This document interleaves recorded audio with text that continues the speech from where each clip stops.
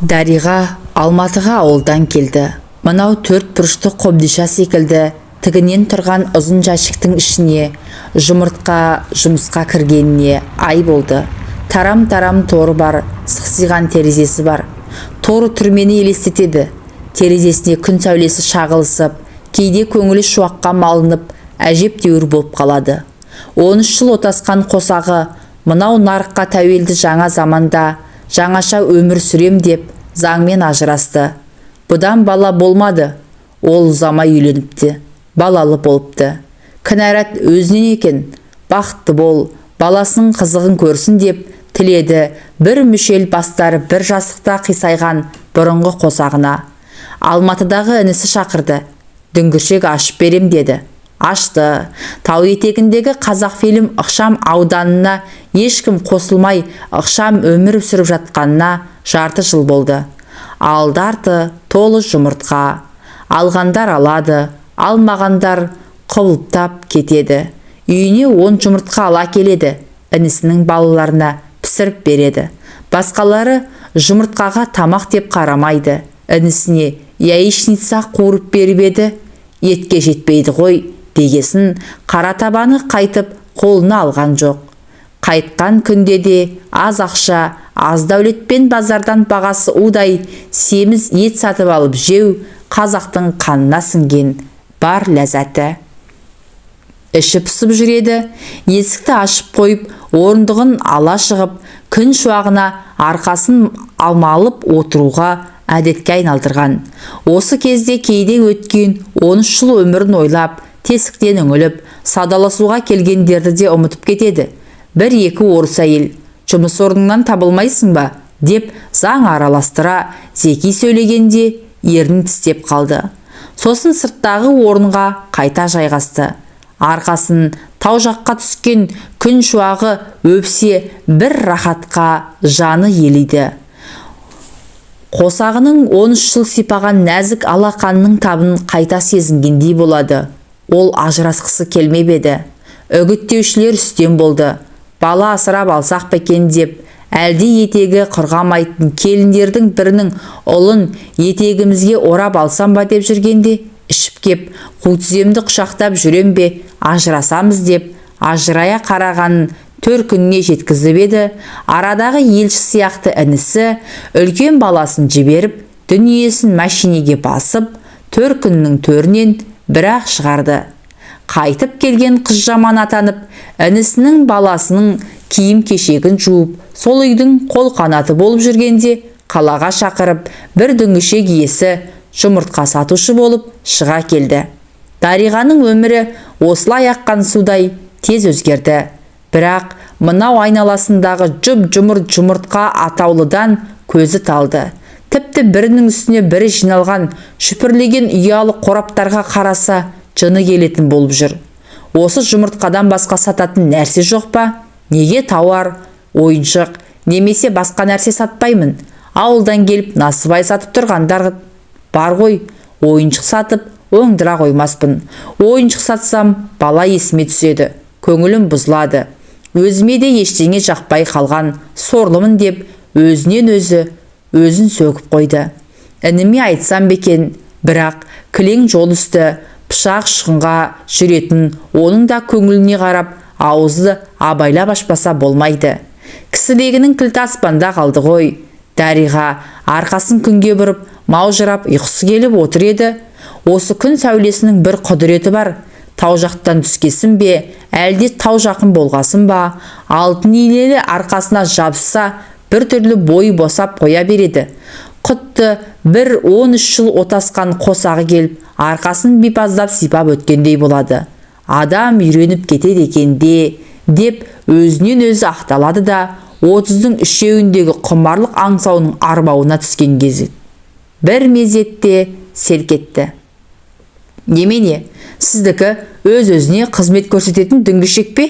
Деген оқыс дауыс селк еткізді. Орта бойлы, дөңгелек жүзді, тығыншықтай мығым жігіт ашық тесіктен үңіле сөйлеп тұр. Мұнда еркек келмеуші еді, не дерін білмей қалды. Өз ұлты болғаны қуантты. Көбіне келетін сары шашты әйелдердің сөзіне түсіне бермейді. Ауылдың қазақшасы бұл жерде түкке аспайды екен. Коммунизмде бәрі тегін болады деуші еді. Сіздікі коммунизм дүңгішегі ме? Жігіт жымиып тұр. Сол жақ ұртына үйірілген күлкісі бірден ұнап кетті. Давай танысайық. Бейбіт. Дариға.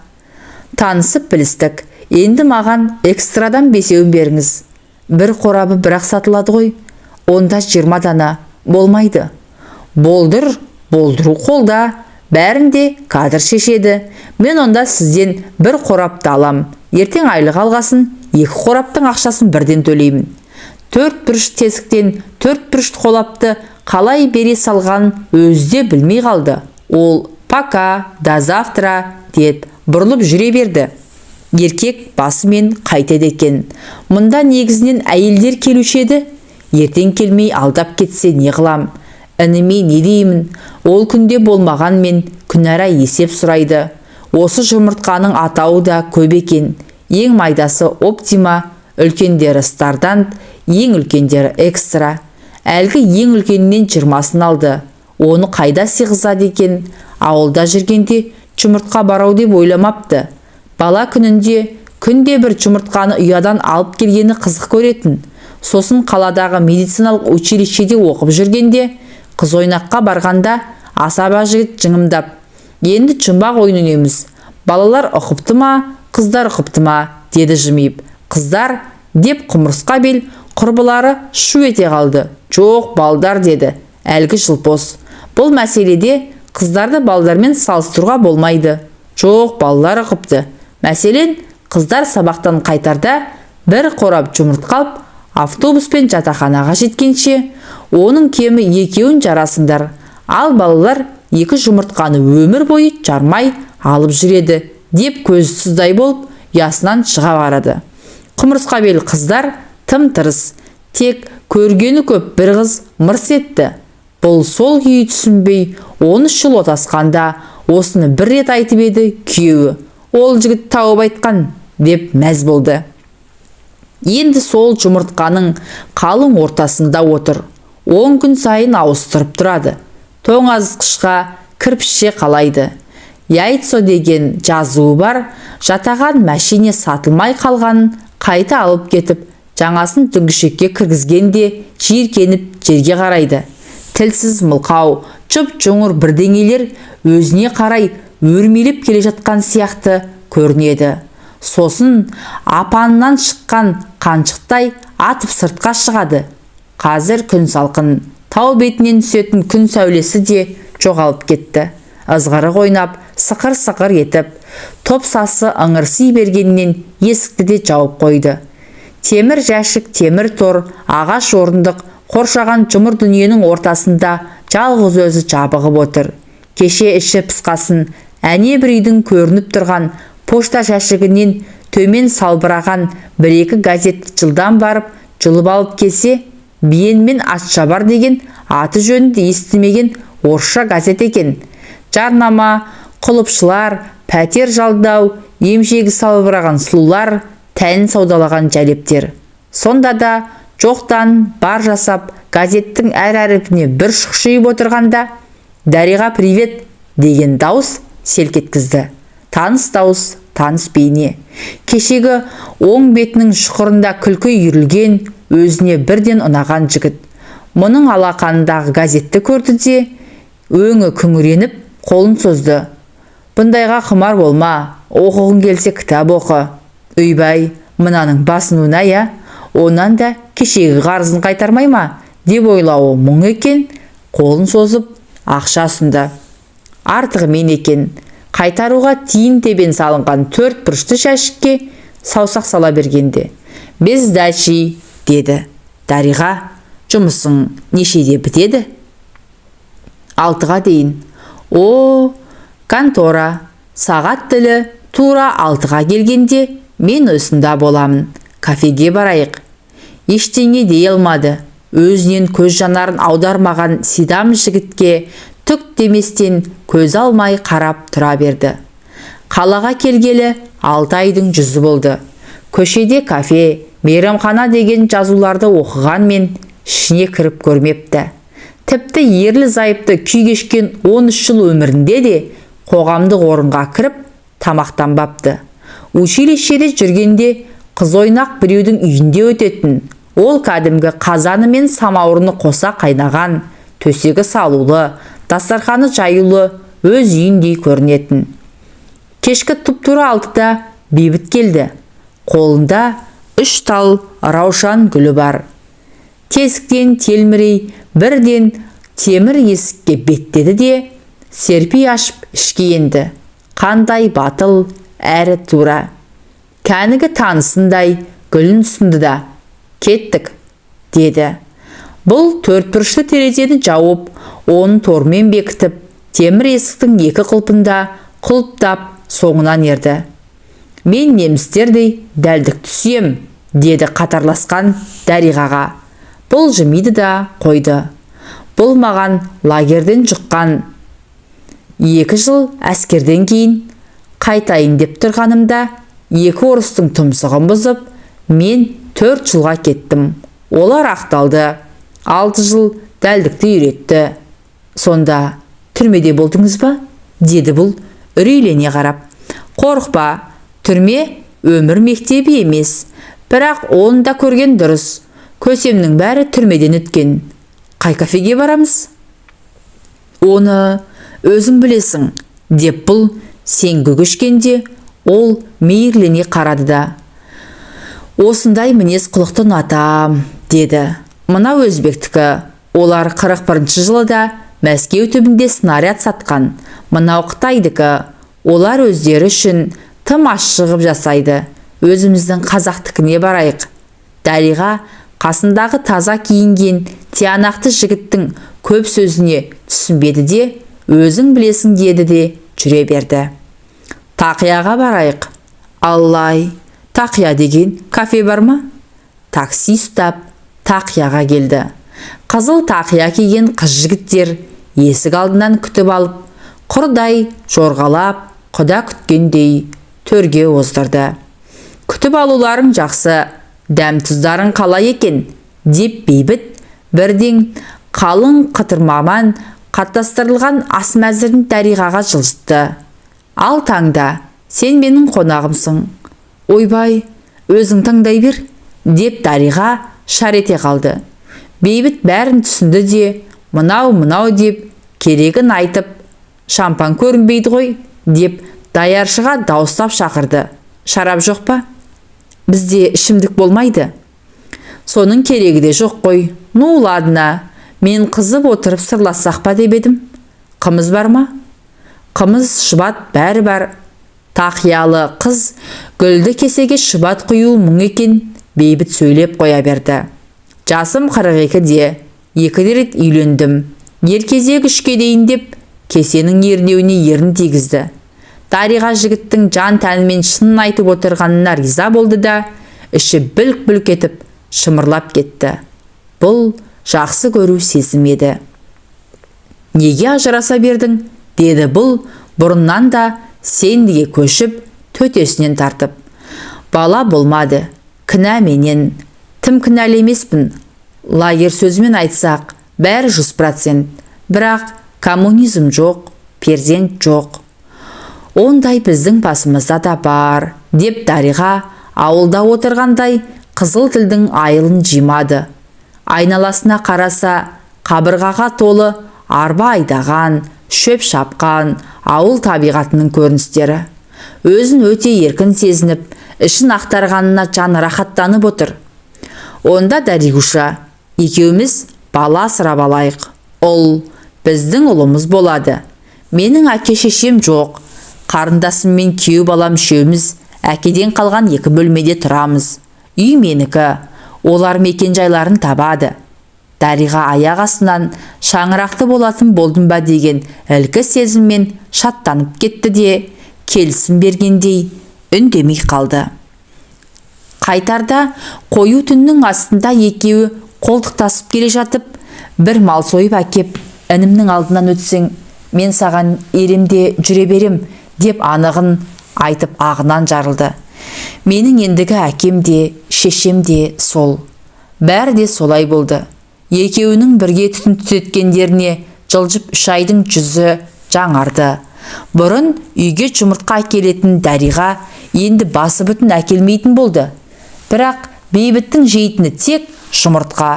Жұмыстан қайтқанда жұмыртқа дорбасын салбыратып ұстай келеді.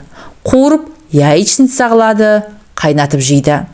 Тоңазытқышта қазы қарта мен қара етке толтырып қойса да, жұмыртқадан аузын алмайды.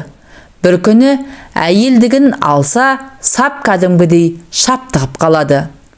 Қазы қарта сесейші, не әкеңнің құны қалды жұмыртқада. Биологтың бәрі жұмыртқада, сырты әппақ бір әлем, іштегі сарыуызы бір әлем. Мен қаланың қазағымын ғой, малды соя бергенше, тауықтың еңбегінде пайдаланайық та. Мен жемесем де, қойдың басы 50 миллионға жетеді. Енді еш қашанда жетпейді. Дариға некелі қосағының сөзіне түсінбей-ақ қойды. Жындыхананың асханасында жүк түсіруші ет пен майды етекке тығып әкелуден кенде емес. Бірақ еркек болып малжаңдап ет чайнағанын көрген емес. Ішімдікке тым әуес болып кетті. Қою түнді жалаңаш жамылып жатып, Дариға қолын басының астына тастаған күйеуіне наз айтты. Бейбіт, сен ет жеші, қойдың емес, сиырдың еті. Сондай жеңіл. Мен де осы жұмыртқа сатуды қойсам ба деп жүрмін. Ұнамайды. Сен ет жеші. Жұмыртқа күш береді, ет қарын аштырады, маладая, деп бас салды. Ерінің еркелігіне дән риза, пұшпағы қанамаған келіншек бұл дүниеден бір жақсылық тілеп ыңырсып жата берді. Қарсы бөлмеде қайын сіңлісі мен күйеу баласын жатқанын ойлап, даусым қатты шығып кетті-ау деймін, деп ақталды. Олар ертең көшеді. Келісім солай. Маған өкпелер жоқ. Семья шағын мемлекет. Біз мемлекет болып өмір сүруіміз керек. Дариға бала сырап аламыз ғой деп айтқысы келді де, әйелдікке салынбайын деп өзін-өзі тежеп алды. Осыны аңғарып қалған сезімтал жігіт сөз, қалай айтсақ солай болады деп сөз бағытын өзі жастай көрген түрменің қатаң қағидасына қарай бұрып, мәселені шорт кесті. Таң атты. Қыз бен күйеу бала жүктерін машинаға тиеп жатқанда Бейбіт: Райхана, сен ренжіме. Үй әкемдікі. Мұнда мен тұруым керек. Сенің күйеуің үй тауып беру керек. Райхана, ренжімей кетіңдер, деп соңғы жүкті машина қорабына салып тұрып, шыр-пыры шықты. Қатының екеуін қалыңдар. Ерке өскен кенже қыз машинаның алдына отырып, есікті тарс жапты. Жігіт қарындасының сөзін көтере алмай, жүрегі тепсініп қала берді. Күн батты. Дөңгіршектен шығып үйге келген Дариға екі беті шиқандай болып қызарып жатқан күйеуін көріп, ұрттап алған жоқ бекен деп семіркенді. Артына қараса бөлме бос тұр екен. Кіршең тартқан қабырғадағы қилы-қилы өрнектер де мені жуып тазартыңдар дегендей сызығы селкеу тартып көзге көмескі көрінді. Чота басым көтертпейді. Райхана ренжіп кетті, деді күсөбірлеп. Күйеуінің қан қысымы жиі көтерілетіндігін біліп, медучилище бітірген дәрігеріне салып, қысым өлшегіш тонометрді әкеп қойған. Соны бірінші рет қолға ұстап, алғаш рет пайдаланып, бұлшық етін орап, қысыма бергенде темірдің қызыл кілті кілт етіп аспанға кетті. Сен қозғалмай жат, мен дереу дәрі әкеп берейін. Бірінші дәріхана жабық, екіншісінде құлып, кеткелі жатыр екен. Жалынып жалпайып тұрып, есікті қайта ашқызып, артық теңгесін тау тұмсық келіншекке кері қайтартып тастап, дәрі алып келгенде беті бұрынғыдан да нарттай қызарып, демала алмай алқынып жатқан күйеуін көрді. Қасында аузы ашылған жарты бөтелке арақ. Ұшып барып келдің бе? Мен қозғалма деп кеттім ғой. Арақты аяғымен бұрышқа итерді. Жеңілдеп қалдым, деді баяу ғана. Іш мына дәріні. Әкелген дәріні бір жұтым сумен қылт еткізіп, зорлап ішкізді. Бейбіт бер емес әрі кетті. Бөтелке бұрышта, дәрі терезе алдында қалды. Зіңгіттей жігіт жедел жәрдем үстінде жан тапсырды. Сараптама қорытындысында миына қан құйылған, әрі уланған деп жазылды. Сылтау соңы сыбыр сөзге ұласты. Жылына дейін тұра бер деген туыстарына Бейбіт жамылған көрпенің иісінен көңілім бұзылады деп қырқын бергесін үйден кетті. Төркіні інісінің шаңырағына ешкім шығап салмады. Жұмыртқа әкелуді қойып кетіп еді. Інімнің балалары жесін деп кешқұрым дүңгіршектен бір қорап жұмыртқа өзімен бірге үйге қайтадан келетін болды. Бүгін ертемен жұмыртқа апа жұмыртқа деп қоймаған кенжесіне табаға салып қуырып беріп еді. Қарап тұрып, жүрегі айнып лоқсып, ваннаны басына көтерді. Табаға да, жұмыртқаға да қарағысы келмеді. Сап-сары болып темірге жабысқан жұмыртқаны балаға салып берді де, қара табаны мұздай судың астына ұстап тұрғанда, быж-быж етіп шошынған судан айызғанып, жүрегінің лобығаны басылғандай болды. Қара таба быжылдаған сайын, жұмыртқадан өшін алғандай, лекілдеген мұздай су бетіне шығарса да, оң қолы талса да шыдап, жамырқанып тұрды. Сосын тәбеті ашшына аңсап, тоңазытқыштан домалақ пияздалып, тез-тез қабат-қабат тонын ашып, қарш-қарш еткізіп тістеп, тез тауысып, асқазанындағы сумаңдаған мыңжыланның аузы ащыға тиіп, айызы қанғандай болды. Жұмыс орныңды неге уақытылы ашпайсың деп, заңқойлар бетімен алар деп, асығып-аптығып келе жатты да, асықса да бір сезім тежеп, дәрігерлік бөлімшедегі жұмыртқа алып жүрген әйелге соғып жағдайын айтты. Нешең күннен бері осындайсың, деді ол. 20 күн. Онда сен жеріксің. Арығың тарылды ма? Иә, жеріксің. Құжатыңды әкеп есепке тұр. Бәрін түсіндірем. Есіктен тез шығып, дүңгіршекке келді. Салдыр еткізіп, 4 бұрышты жәшіктің бел темірін ағытты. Сосын астын үстін 2 құлыпты бірінен соң бірін ашты. Сол қас қатар бірінің үстіне бірі жиналған шүлпілдеген жұмыртқа. Шымкентке қыдырып барып еді, олар жұмыртқаны тұқымдайды екен. Көз алдын елес суреттер кескестей берді. Есік алдында құрық-құрық етіп жүрген тауықтарды көріп, шешесінен сұрағанда, құрық болып жүр, деді. Бірде Қызылайдар қораз қуып жүріп, мекенге жабысты да, ол жұмыртқаның жылы бауырына бір айдай басып жатып, балапан өргізіп, сап-сары балапандарды соңынан ерткенде, мұның бәрін қайдан тауып алды деп, бала көңілі аң-таң қалған. Бауырын төсеп жатқан жұмыртқаларды үшкір тұмсығымен біртіндеп шықып жарып, балапандарын жарыққа шығарады. Қазір де темір есікті ашып, қаз-қатар жиылған жұп-жұмыр жұмыртқаға қарап, тіршілік ережесіне таң қалып тұрған ол тағы да жүрегі көтеріліп, лоқсып жіберді. Сосын жан сарайы ашшын аңсады. Есігін ашық қалдырмай, анадай жерде жеміс сатып тұрған көз таныс ұйғыр келіншекке жүгіріп барып, қолына 20 теңге ұстатып, бір пиязды алды да, апыл-ғұлпыл аршып ауызға салды. Қайтар жолда доп-домалақ пияздың қап-қабат тонына тісін батырып, қарш-қарш еткізіп, әп-сәтте жеп қойды. Енді асқазаны су сұрап, сусындап, тағы да қаздай тізілген жұмыртқаға қарап, жүрегі көтерілді. Сол сәт бір қорап 20 жұмыртқаны сөреден жұлып алып, сыртқа қарай құлаштай лақтырды. Жарылғанның ішек қарны ақтарылып, сарыуыз сілекейі қара жерге жыбылыстай жыпсыды. Жыланша ирелеңдеді. Жарылмай қалғаны, ал не қыласың дегендей, жұдырықтай томпиып жатқанда, жұмыртқаға қорған мұндай өмірдің деп, тауықпен қораз шағылысқаннан кейін тұла денесі жарып шыққан топ-томпақ сыйын табанмен қарш-қарш басады. Етік табанына жабысқан сілекей аттаған сайын қара жерге желімдей жығып, сарыуыз созалаңдай берді.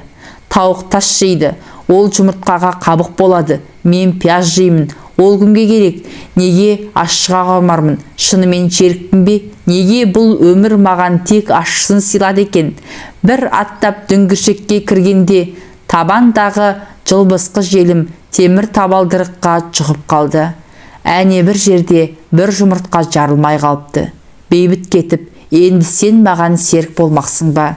Тез-тез барып, оның өкшесімен ортан белінен бір мұжып келді. Қара жер қалың өкшеден қайта-қайта жұмыртқа шығынып алып, қап жатыр. Яичка деп сыртынан ат қойып алған дүңгіршек маңдағылар бүгін яичка ішіп келіпті деп қарап тұрып мәз болды. Біреудің шыжығы біреуге қызық. Өмір қандай күрделі.